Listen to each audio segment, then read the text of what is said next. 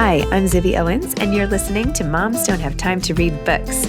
This 30-minute podcast features a new author interviewed by me every single day, 365 days a year, for about 30 minutes. I am also the publisher for Zibby Books, which publishes 12 books a year in fiction and memoir. Our books are already out now. You can check it out on zibbybooks.com. And we have a magazine called Zibby Mag, where we have lots of wonderful essays and lifestyle features. That's at zibbymag.com. We have classes at zibbyclasses.com. And I recently opened a bookstore in LA called Zibby's Bookshop at 1113 Montana Avenue at 11th Street in Santa Monica. I hope that you are able to enjoy some of our other offerings, but this here podcast is the basis of all of it and started in 2018, and no matter what I do, this is basically my favorite thing. Enjoy.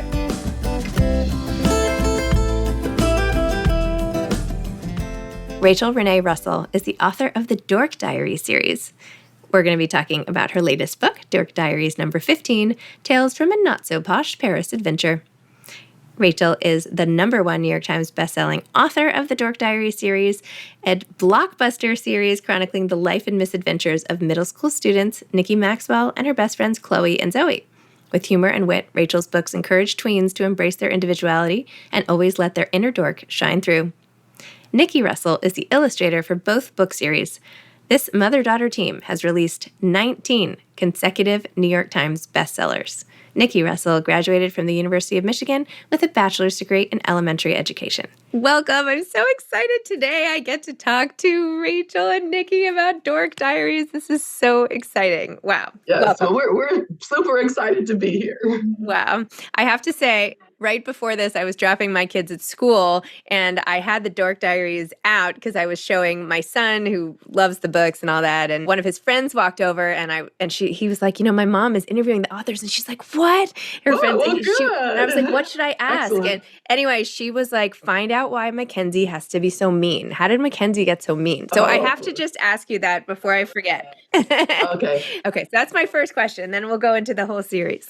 Okay. The reason Mackenzie is so mean, actually, she's probably meaner to Nikki than she is most people, is because when Nikki Maxwell moved into the school, Mackenzie was considered the best artist in the school. And everybody raved about how talented she was and all of that. But once Nikki Maxwell arrived, of course, Nikki, even more talented artist than Mackenzie is. So that's her major bone to pick with Nikki Maxwell, is that all the school is, calling her the best artist in the school, which kind of stole the crown from her. The second reason why she doesn't like Nikki Maxwell is that Nikki and Brandon are good friends, and Mackenzie's had a crush on Brandon for since kindergarten. So those are the two reasons. And she's a mean girl anyway, and a little self-centered, like some of the mean girls that we've probably encountered in school. So that's the answer to the question. Got it. Although in the catacombs, it looked like maybe they were going to be friends for a minute. Yes, exactly. Whenever Mackenzie gets in trouble, she will befriend Nikki Maxwell if that will help her life. Yeah, also in book 11, the same thing happens there too. Interesting. So, okay, book 15. They all go to Paris. It's so exciting. I was like, edge of my seat waiting. Well, are they going to get asked to be part of this? Is he going to call? Is the, the music guy going to call them back? And then next thing you know, we have these amazing illustrations. Honestly, it's like breathtaking. Yeah. And in fact, Zoe was saying this morning, some of the style of the illustrations of Paris seems to be slightly different than the illustrations for the girls. So I wanted to find out about your style and how you decided to do that. But, I'll let Nikki answer that. Yeah, Nikki, go ahead.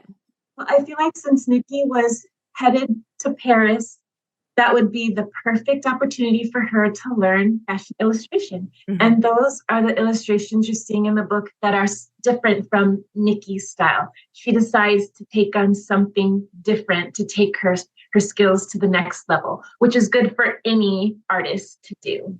It's always good to refine your skills and your style. Awesome. And how did you two pick Paris? Oh, it's kind of a long story, but I will explain it.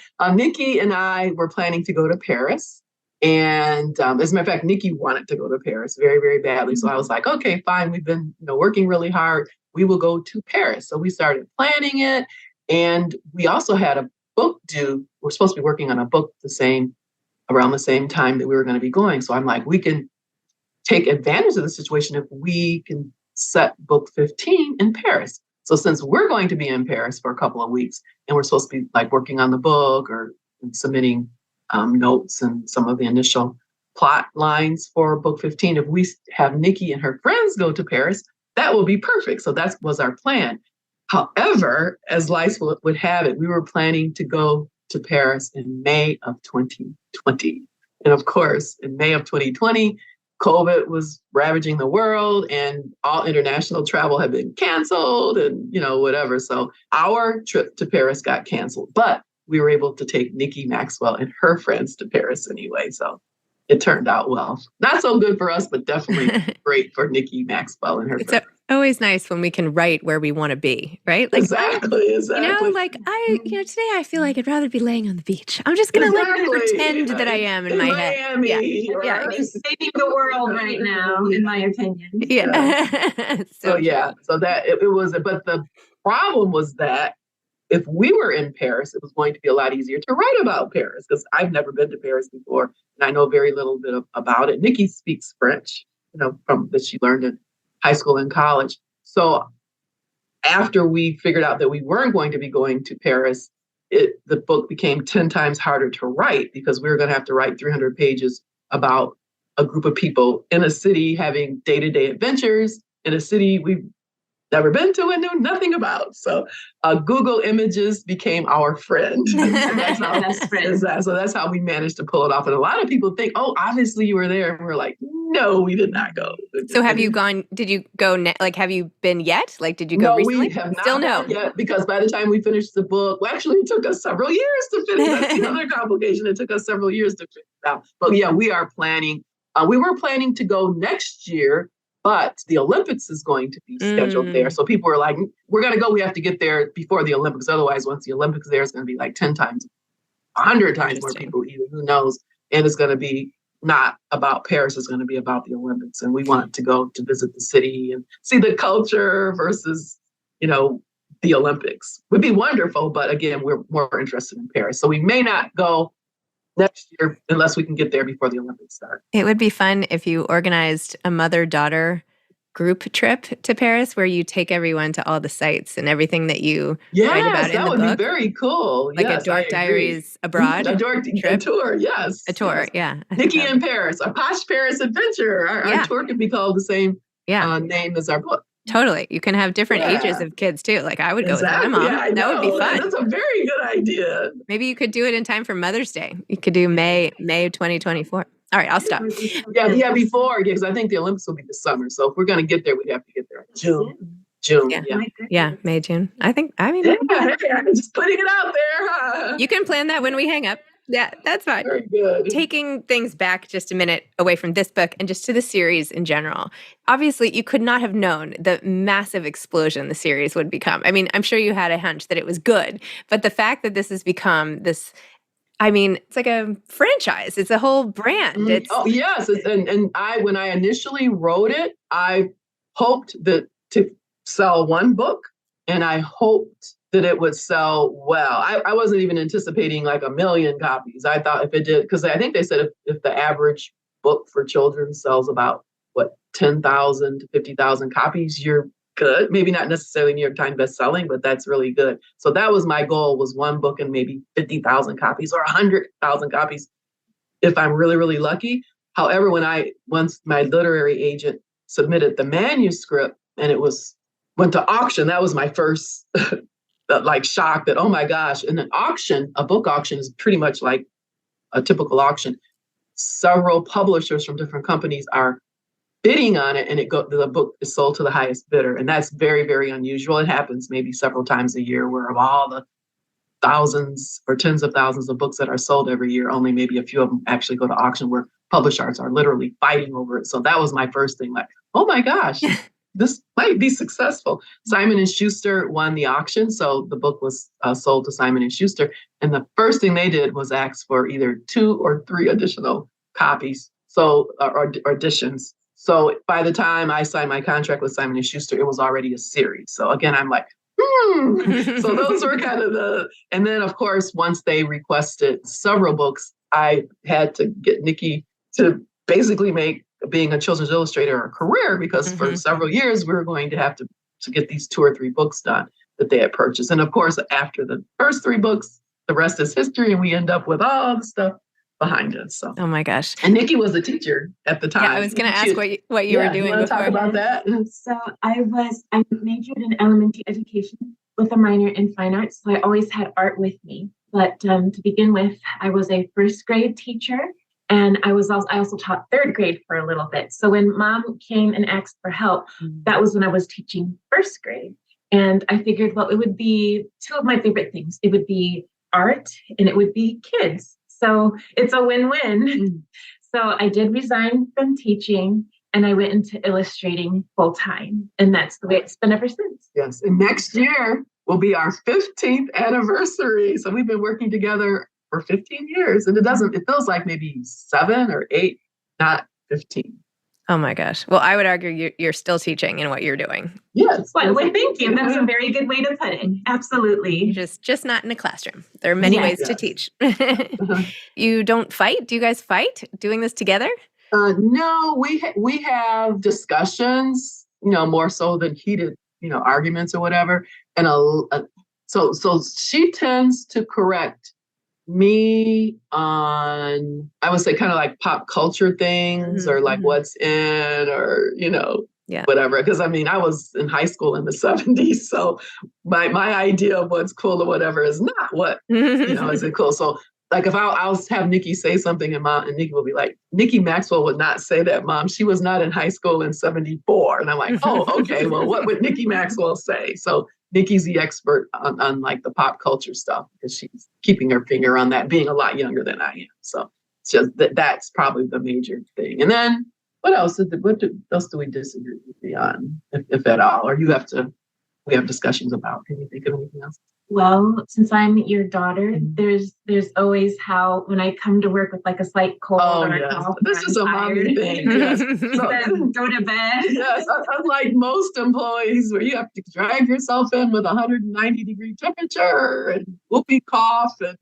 rashes or whatever else. If she comes in and if she has a sniffle or whatever, I'm like, Nikki, oh my gosh, you have a fever. Go. She's like, Mom, if I'm like, home, I'm your boss, go home. Or I'll get her little comforter. She has a wonderful studio and it has a couch and kitchenette and all that. And I'm like, no, quit working. Just lay here and I'll get your little DORK Diaries blanket and put it over you and just relax. So, but that's kind of a good problem to have when your boss is saying, take care of yourself and take the day off or here's some chicken soup or whatever. So I'm curious about the original inspiration. I know that at the end of every book, you end with, I am such a dork, right? But you two are not. Why would you say this? You want to talk about being a dork? And yeah. So growing up, it always wasn't smooth sailing. And admittedly, I clean up nicely if you were to view it from the outside. But being a dork is also an inner thing. It's where you choose to dance from the beat of your own drummer. You choose to do things that might make you stick out, and maybe not in a very good way if you happen to cross someone like Mackenzie Hollister. I had a Mackenzie Hollister in almost every grade growing up. I had one in elementary school, in middle school, and even high school. Whenever I tried to dress differently or act differently, she would make fun of me and give me a very hard time. So in the end, I had to learn to embrace who I was and be positive about it, even though she or others like her would always put me down. And that's where I consider being a dork being an inward thing, and how you choose to manifest yourself on the outside is completely up to you. I happen to be a girly girl. And if I could, I would like to show people that even though you like to dress really glam, you can still be a kind-hearted person who does their own thing and is a dork on the inside. She had a very, very hard time in school and was bullied. And her dad is very tall. He's 6 foot, I think maybe 4 or something. And so she was always the tallest kid all the way starting in kindergarten. And she got teased for that a lot. As a matter of fact, they didn't quite catch up to her probably until high school when some of the varsity basketball players finally were as tall as she was. But so she was teased. And because I think we were talking about, and we usually share this at our book tours because there's kids that are going through something similar. But we were in the car once and she was like, "Oh, Mom, I don't know, we were talking about bullying or physical aggression." And she was like in the car talking about the time your backpack got kicked. Yes. It was a very hard day that was day. High school, right? Yeah. I actually cried after it. But there was this one guy, it started off with him and I arguing because I thought he was being rude, and I told him to watch where he was going, and he just started kicking my backpack over and over again. And I felt so humiliated. It wasn't around the classroom floor. Yeah, in front of the entire class. The guy behind me said, "This is getting so interesting. I love drama. I need some popcorn." Kind of like that funny saying out of the Trolls 3 movie. But that literally happened to me. And it felt horrible.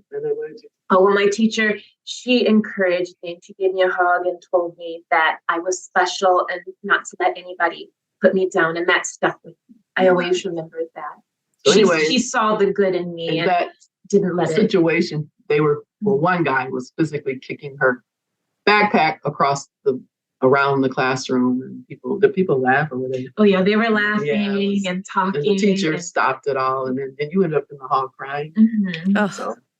So no, it's like she looks glam and happy and whatever now, but some of her experiences in especially middle school and high school were not very good. But we were able to use it as inspiration to write about it in DORK Diaries and hopefully inspire other kids. Wow. I feel like as a mom, the kids who have in some way crossed my kids, like this one boy who like punched my son once at a birthday party for no reason. I will never forgive him ever. Do you know what I mean? Like you just don't now this kid is like, a teenage, I'm like, I don't forget. I know. Yeah. And you may consider forgiving, but you do not forget. Yeah, exactly. Yeah. If there's any positive that has come out of some of her negative experiences growing up, is that we were able to share her experiences with the world and hopefully inspire and encourage other children who are going through that, and maybe send a message to those that are bullies or want to be bullies. Interesting. Yeah, we're watching you. You never know when we got put out a book and a story about you. So true. I know. Everything is copy. So when you two work together, what is the process like in terms of the writing and the illustrations and the timing, and literally do you sit next to each other, and what comes when? Okay, this is my office, and then down the hall through the kitchen and then the other side of the house, Nikki requested that I build her a studio. So I bought this house maybe 10 years ago, and the original owner collected cars. So there's a 6-car garage on the other side of the house. Mm-hmm. So we turned part of it into a master bedroom that's upstairs. And then the bottom part, we took part of the 3-car garage, the 6-car garage. We took 3 of the garage stalls and turned it into a wonderful studio for Nikki. And it's pink and it has a kitchenette and sofa. You give a tour of it on TikTok. Yeah, we're on TikTok now. And she did a tour of it. So anyway, Nikki works on the other side of the house in her art studio. It has like a U-shaped glass desk. It's really gorgeous. Her doll collections are out. And her video games. So her office is a lot nicer. I think my office is nice. Hers is like 10 times. I don't have running water and a microwave. I have to go to the kitchen if I want a snack, where she has all that in her office. She has a phenomenal, wonderful studio, and she deserves it, which is why I did it. But usually it takes us about 6 months to write a book, and that's for the writing and the illustrations. We start with chapter 1, obviously. And I don't know if people know, but Nikki Maxwell's diary is actually 1 month. So each of the books in back of us are 1 month. And chapter 1 is the first day of the month, and chapter 2 is the second, and it goes all the way through. So automatically there's, usually 30 or 31, depending on what month it is, chapters in the book. And so I start with the first day of the month, and I'll write whatever's happening. And then I'll write art instructions to Nikki, which is that, say if they're at the breakfast table and Brianna and Nikki are fighting over the jelly or something like that, and then they end up, dumping, Brianna accidentally ends up dumping it in her lap, and the bus is coming and all that. So that will be my first chapter. And then I'll write art instructions. Please illustrate this, and that. And then I give it to Nikki. And each chapter has maybe 6 to 8 illustrations in it. So she does the illustrations and sends it back to me. And even now, 15 years into the process, my mind's always blown, and it's so phenomenal to open up the file and see Brianna and Nikki arguing, and the mother's looking frustrated, and then all of a sudden the jelly's all over, and it's wonderful, wonderful. So inevitably, I take the draft I've written, basically get rid of it, and rewrite the whole thing based on these wonderful images that I now have in my head that Nikki gave me. So I send it back to her with a more polished draft, and then she makes a little bit, by that time, probably very, very minor edits. Maybe we want more jelly, or maybe, mom has jelly on her too, in addition to the girls or whatever. So we can just go back and forth like that. And then we'll get done with the first day of the month, and we go to the second until we get to the entire month, and we just go back and forth. So that's kind of the process. I give her a draft of the chapter with art instructions. She sends it back to me, and then I inevitably make a polished, much, much more interesting, funny chapter based on her illustrations. And then there's very, very minor, and then we're done and go on to that. Basically, it kind of. Yes, it is. We work off of each other. When you're doing your illustrations, Nikki, is it on a computer? Do you draw anything by hand? Like, what is your process? Do you have a big drafting table, or is it just I do, yes. Yeah, okay. Yeah, so I draw by hand to begin with. I'll sketch something out because it goes a lot faster that way. And then I scan it into the computer, and that's how I ink it and refine it on Photoshop. And that also makes it easier to send off via email. And you work on, what's that big expensive computer I had to buy you? A Wacom tablet. Exactly. I work on a Wacom tablet. And it's a version that I think is Pixar and DreamWorks use. Oh, wow. Like, oh, Mom. And I'm like, if it's good enough for them, then yes, it's good enough for you. But, oh, my gosh. So she has a humongous Wacom tablet, drafting table and a Wacom tablet. And again, if you look at her tour on TikTok, she shows all that. I'm sorry, I don't go on TikTok hardly ever, but I know I need to be over there. Yes, so I will go check it out. You a link. Yeah, maybe we'll send you a link just so you can see the yes, tour. Yes, I will go on now that I know it's there. I feel like I never know what to do on TikTok. I just go there and I'm like, felt the same way. I mean, I won't even get into that, but like Nikki was like, let's do this. And I'm like, number one, I don't get it. Number two, it's like not long enough to 15 seconds, 30 seconds. So, but we had book 15 coming out, and of course we want to market it. So I'm like, I'll try anything that's going to help sell the book. So it's like a 1 minute, 50-second video just saying, hi, I'm Rachel and she's Nikki, and we're on, we're the author of DORK Diaries, and we have a new book coming out, blah, blah, blah. And I thought, well, if we get 100 views, I'll be happy. It went viral, and it currently has 5 million views. Oh my gosh. Yeah, I know. It's really, and I'm like, beginner's luck, definitely beginner's luck. Wow. So then Nikki did a really, really silly video where, again, sometimes you just lip sync off of, this is what young kids are doing. You just lip sync off of something. And I'm like, no way, beginner's luck. You'll be lucky if you get 100 views. 1.7 million.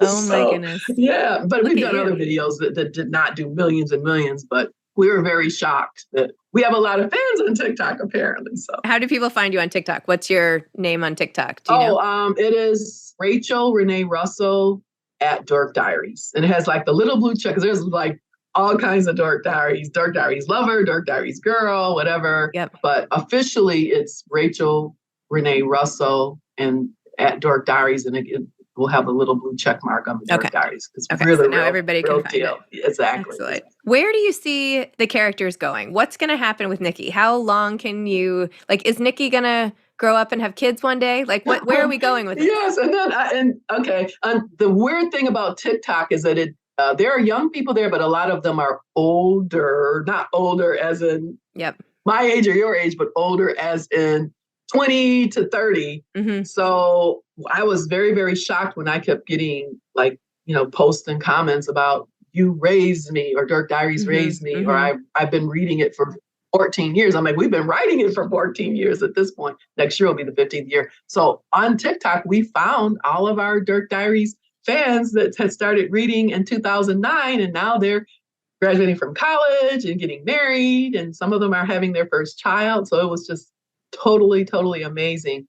So it was wonderful being able to hear from our adult fans now. So that was the best thing about TikTok so far is we know younger kids read it, but to hear it from the older kids is really nice. And do the older kids want Nikki and Mackenzie and everybody to age? Zoe? Yeah, well, again, it's been 14 years, but each book is 1 month in her life. So technically it's 14 years for us, but it's only 14 months for Nikki Maxwell. So, but she is going into high school in book 16. So we've aged her a little bit, but that's the weird thing is that each of the diaries back here is 1 month of her life. So, so time moves very, very, very slowly for her. But we are, since it's been a year, she is going into the next year of school. So she'll be in high school next year. But we have had people that say, much like I think the main character in Princess Diaries that ended up, graduating from high school and getting married and whatever. We're kind of thinking about it. But right now we're just getting her into high school. Wow. Have you ever met anyone and you're like, oh my gosh, you're exactly what we imagine Nikki to be in real life? Yes, we've had Nikki Maxwell. I think we've met a couple of Mackenzies in a good way. They're just very beautiful blondes that look like Mackenzie. And of course, we've had Brandons too. Yes, we have. And the most wonderful and ironic experience was when we were in Scarsdale, New York. That's literally Westchester County territory. We met an older fan there who reminded us so much of Nikki Maxwell when she's grown up. It was wonderful. She had the shoulder-lift brown hair. She was kind. She was friendly and outgoing. She had the most beautiful smile. And wasn't her name Nikki too? Nicole, yeah. Or Nikki, yeah. And she said growing up all of her life, I guess people had told her that she reminded them of the character. So you're right. And that was like just, 3 or 4 weeks ago we met her? So yeah, of all of our entire career, the most Nikki Maxwell that we met was this, and her name is Nikki. And oh my gosh. So yes. Well, Rachel and Nikki, thank you for coming on. Thank you for all these hours of joy and entertainment and inspiration. You've given millions of readers. It's really amazing. You make like books so relevant. And this is why people read. This is why people write. So it's exciting.